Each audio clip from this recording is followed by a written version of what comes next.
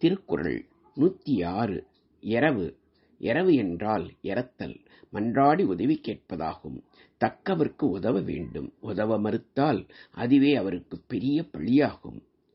ஒருவன் இறந்து கேட்ட பொருட்கள் கிடைக்குமானால் அவனுக்கு பேரின்பத்தை கொடுக்கும்.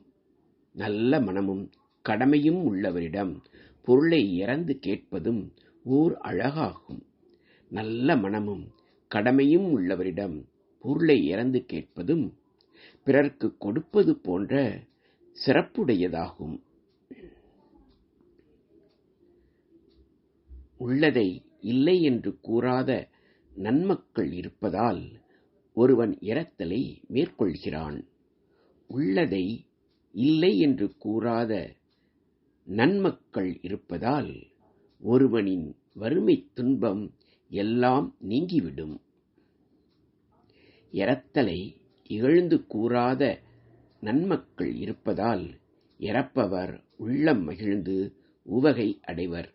இறப்பவர் இல்லையானால் இவ்வுலக இயக்கம் மரப்பாவை கயிற்றினால் ஆட்டப்பட்டு இயங்குவதைப் போலாகும்.